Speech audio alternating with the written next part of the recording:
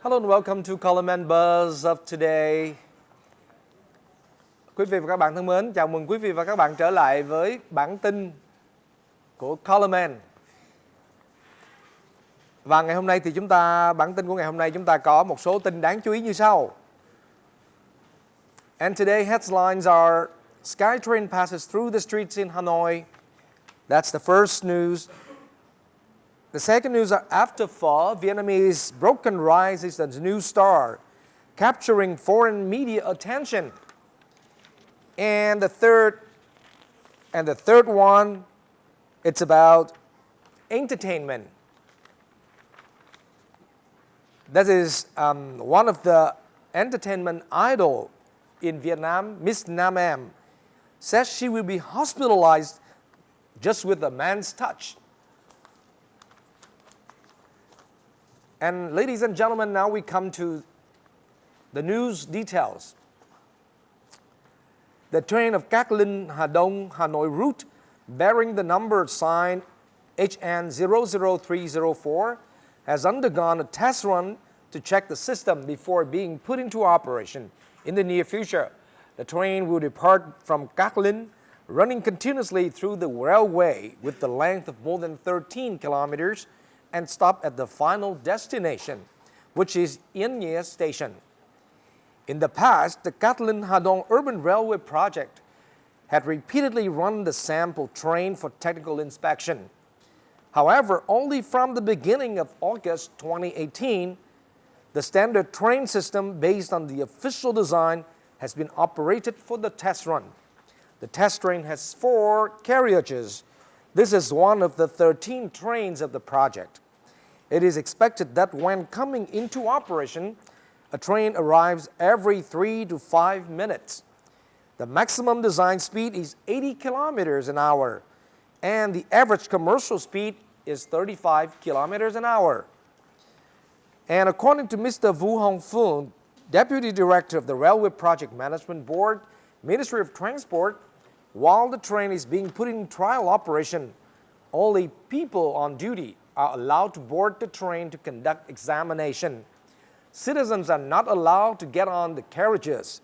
To ensure safety, the Management Board recommends that citizens do not enter the site, do not dismantle the equipment and property of the project, or install poles or posts of metal and wood to avoid collisions causing electric discharges. The test run time lasts 3 to 6 months. Depending on the results, the precise time of commercial operation will be decided. Và bây giờ thì Coleman xin được phép tóm tắt một chút xíu nội dung bằng tiếng Việt, bởi vì kênh Coleman đại đa số khán giả đều là Việt Nam, và theo yêu cầu của quý vị khán giả thì Coleman muốn nghe Coleman nói tiếng Anh trở lại với cái bản tin tiếng Anh năm xưa, cho nên Coleman đã thực hiện điều đó trong các bản tin rồi, và rất vui được nhận được sự ủng hộ của rất đông đảo khán giả, đặc biệt là những khán giả lớn tuổi từ ngày xưa đã thấy Coleman từ trên sóng truyền hình và bây giờ tái hiện lại trên sóng YouTube. Cái thông tin vừa rồi là nói về một cái đoàn tàu chạy thử nghiệm của tuyến đường Cát Linh Hà Đông Hà Nội mang số hiệu là HN00304. Cái tuyến đã được chạy vận hành thử nghiệm nhằm kiểm tra công tác vận hành trước khi đưa vào chạy chính thức trong thời gian tới. Cái đoàn tàu này xuất phát từ Cát Linh chạy liên tục xuyên qua tuyến đường sắt có chiều dài hơn 13 km và chỉ dừng lại ở điểm cuối, đó là ga Yên Nghĩa. Đoàn tàu chạy thử nghiệm này có 4 toa và đây là một trong số 13 đoàn tàu của dự án. Dự kiến khi đưa vào sử dụng thì thời gian khai thác sẽ từ 3 đến 5 phút mỗi chuyến. Tốc độ thiết kế tối đa là 80 km/h và tốc độ khai thác bình quân là 35 km/h. Và theo như là ông Vũ Hồng Phương, Phó Giám đốc phụ trách Ban Quản lý Dự án Đường sắt của Bộ Giao thông Vận tải, thì trong quá trình đoàn tàu chạy thử nghiệm chỉ có những người làm nhiệm vụ mới được lên tàu kiểm tra vận hành. Người dân thì không được phép lên toa. Và thời gian chạy thử nghiệm tàu sẽ từ 3 đến 6 tháng và sau đó thì tùy vào kết quả, cơ quan chức năng sẽ quyết định thời điểm đưa tàu vào khai thác thương mại. Dù sao đi nữa thì Coleman nghĩ rằng đây cũng là một cái tin vui cho tất cả công dân của Việt Nam. Đó, mặc dù là cái đoàn tàu này mình cũng không phải là đoàn tàu cao tốc hay siêu tốc ở Nhật Bản mà Coleman từng review, nhưng mà dù sao đi nữa có thêm những cái phương tiện giao thông vận tải mới thì nó cũng sẽ giúp chúng ta rút ngắn được thời gian di chuyển từ điểm này đến điểm kia. Và đặc biệt đó là giải quyết một trong những cái vấn nạn mà tất cả chúng ta đều rất mệt mỏi, đó là kẹt xe, đúng không nào? Và bây giờ thì xin được chuyển sang một cái thông tin khác. And now we come to another news. After phở, Vietnamese broken rice is the new star, capturing foreign media attention. EBS Channel of Korea has recently published a video introducing the dish in Saigon. And if you visit Ho Chi Minh City without trying broken rice, you know nothing about this city yet. Regarding this signature dish of Saigon, EBS Channel is particularly impressed with the dry and fluffy rice cooked from broken rice grains. It was also explained in the video that this was a way to save food back in the old days, especially during harvest failure and food shortage period. Nowadays, even though the use of small rice grains remains unchanged, broken rice is rarely eaten alone, but paired with an assortment of ingredients. The all-time popular one is grilled pork chop. It is marinated with spices until well absorbed and brought to grill over an open fire. The charming smoky scent fills up the air as log drizzles over the flame, making a tempting sound. The list of accompaniments go on with steamed egg meatloaf, shredded pork skin, fried sunny-side-up egg, and veggies such as cucumber, tomato, pickles. Last but not least, the spirit of the dish is definitely the flavorful fish sauce. It contributes greatly to the success or failure of the dish. Surprisingly, Vietnamese broken rice is eaten by using fork and spoon instead of the usual chopstick. It is a highlight demonstrating a cultural fusion of East and West in Vietnamese cuisine that makes the signature dish even more fascinating. Apparently, broken rice is familiar to any Vietnamese people. However, in the eyes of the foreigners, the dish is a pure gastronomic pleasure awaiting to be appreciated. Quý vị và các bạn thân mến, có thể nói rằng là bên cạnh phở thì cơm tấm chính là một trong những đặc sản của Việt Nam chúng ta. Và hôm nay đây thì cơm tấm Việt Nam cũng đã được đài truyền hình nước ngoài đưa lên sóng và ca ngợi hết lời. Và cũng một lần nữa đó là đài truyền hình EBS, một trong những cái đài truyền hình lớn nhất ở Hàn Quốc về khoa học và giáo dục và kể cả du lịch, ẩm thực. Thì đài truyền hình EBS vừa qua đã có hẳn một cái clip quay về cái món ăn đặc trưng này, đó là cơm tấm tại Sài Gòn. Và có thể nói là cơm tấm, chúng ta cũng biết rồi, cơm tấm là một cái đặc sản của Sài Gòn nói riêng và của Nam Bộ nói chung. Quý vị và các bạn chắc chắn là vẫn còn nhớ là Coleman đã từng đi ăn review rất nhiều tiệm cơm tấm, đúng không nào? Bởi vì cơm tấm và bún bò Huế là hai cái món ruột của Coleman. Ở đâu có cơm tấm ngon, ở đâu có bún bò Huế ngon, ở đó có Coleman. Và ngay cả khi Coleman xuống với Long Xuyên, cơm tấm Long Xuyên cũng là một trong những cái vùng đất ở miền Nam hoặc là chúng ta thấy ở đồng bằng sông Mekong có cái cơm tấm là đặc sản ngon nhất. Giới thiệu về cái món cơm tấm Sài Gòn này thì đài EBS là đặc biệt với cái phần cơm tơi nhuyễn. Ở cơm tấm nhuyễn, mà nói là cơm tấm nhuyễn thì cơm tơi nhuyễn nó hơi khó hiểu. Cơm tấm nhuyễn được nấu từ gạo đã bị vỡ vụn. Và để giải thích vì lý do vì sao người Việt Nam dùng gạo tấm để nấu cơm thì trong cái đoạn clip vừa rồi đó, đài EBS cũng cho biết đây là cái cách ăn tiết kiệm có từ thời xưa, nhất là vào những ngày mùa thất bát thiếu lương thực để ăn. Thông tin này thật sự là một thông tin mới đối với Coleman. Hóa ra là cơm tấm nhuyễn, tức là với một hạt gạo như thế này chúng ta bẻ ra rất là nhiều cái hạt tấm thì lập tức nó nở ra, chúng ta được cơm nhiều hơn, đúng không nào? Thì như vậy nó sẽ tiết kiệm lương thực. Tuy nhiên đó là câu chuyện cơm tấm của ngày xưa. Còn ngày nay thì cơm tấm dù giữ nguyên việc dùng gạo tấm để nấu cơm nhưng sẽ kết hợp với nhiều nguyên liệu đi kèm hấp dẫn. Ngày nay chúng ta đâu có còn khó khăn tới cái mức mà phải ăn cơm tấm để tiết kiệm lúa gạo nữa đâu, không hề. Mà ngày nay cơm tấm nó đã trở thành một cái thứ đặc sản rất đáng tự hào của dân tộc Việt Nam mình.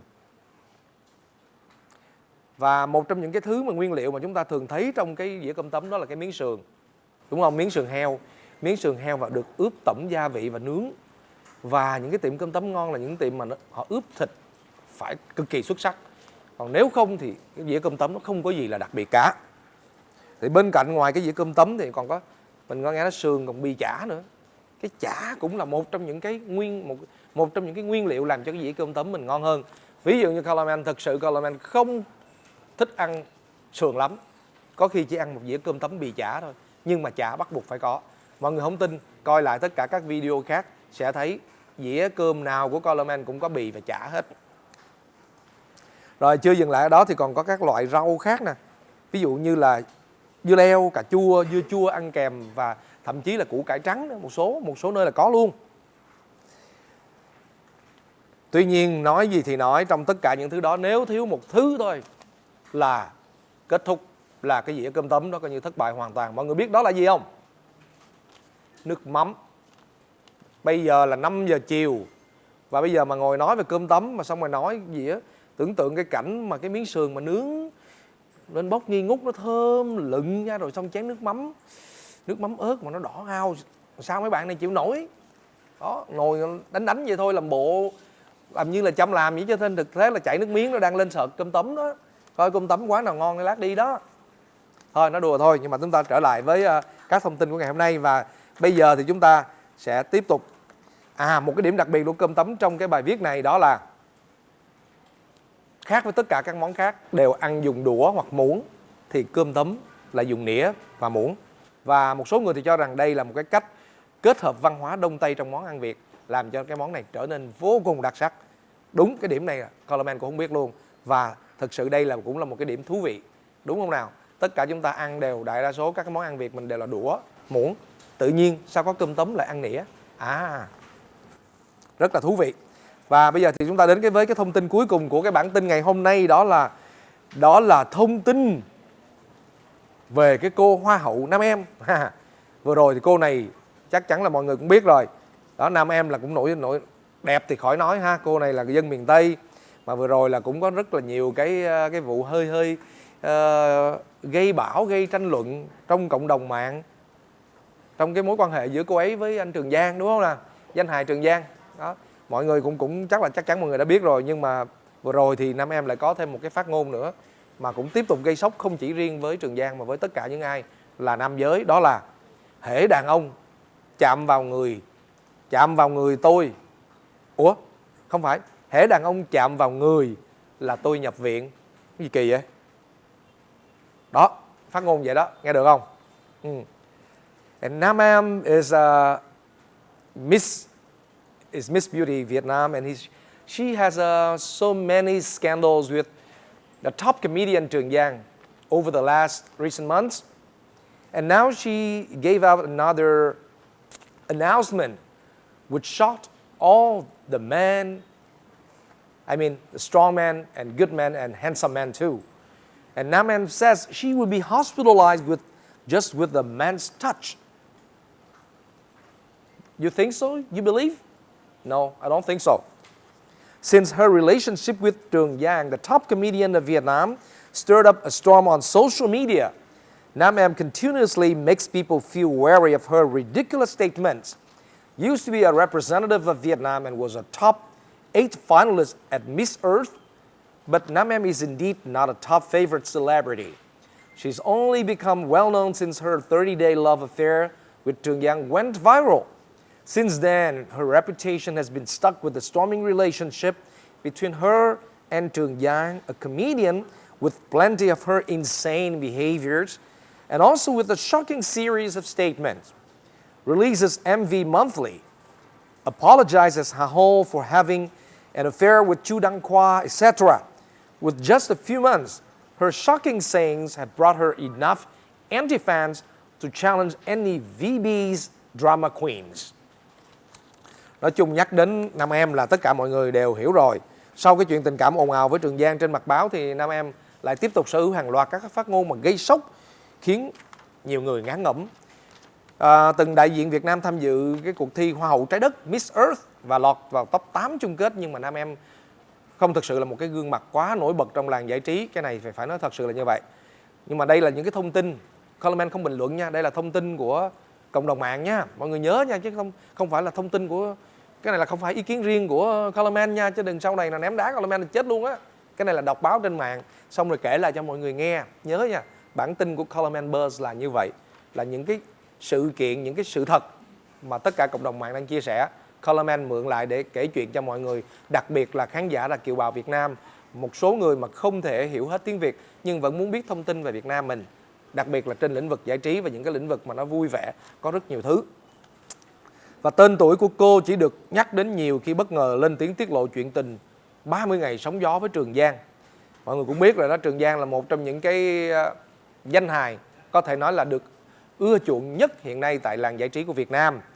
Và Trường Giang thì đã từng nổi danh với cái vai danh hài 10 khó. Cái nhân vật 10 khó đã đưa tên tuổi Trường Giang vào làng giải trí lên đỉnh cao của làng giải trí nói chung và làng hài Việt nói riêng. Nhưng mà thật sự là vừa rồi là 10 khó đã gặp khó thật, gặp cái khó thứ 11 mà gỡ không nổi, đó là Nam Em. Và Trường Giang đã phải một thời gian dài im lặng không phát ngôn nữa. Bởi vì những cái hành động của cô Nam Em thì thực sự là cũng hơi tưng, cũng biết giống ai nữa. Và phát ngôn thì gây sốc vô cùng. Mỗi tháng ra một MV thì hôm nay thì xin lỗi Hà Hồ vì mối quan hệ với Chu Đăng Khoa, rồi ngày mai thì rất là nhiều thứ. Mới chỉ có mấy tháng thôi nhưng mà Nam Em đã kịp bỏ túi hàng loạt phát ngôn. Và những cái phát ngôn này mang về rất nhiều gạch đá của và cái điều mà không chắc có lẽ là không có một người đẹp nào trong showbiz Việt muốn điều này cả. Nhưng mà đâu biết được, không biết tại sao Nam Em làm như thế, mà cũng tới bây giờ câu hỏi đó vẫn chưa có câu trả lời và vẫn đang bỏ ngỏ. Quý vị và các bạn thân mến, như vậy là ngày hôm nay Colorman đã gửi đến quý vị và các bạn 3 cái thông tin vui, thú vị mà bữa giờ cộng đồng mạng đang rất nhiều người xầm xì bàn tán. Và thông tin vừa rồi của Nam Em cũng đã kết thúc cái bản tin của Colorman ngày hôm nay. Ladies and gentlemen, this is the end of Colorman Buzz today. I hope you enjoy it and you got more valuable information about Vietnam in general and Vietnamese entertainment industry in particular, and also enjoy the food of Vietnam, the best food of Vietnam, Vietnamese broken rice. Thank you and see you again.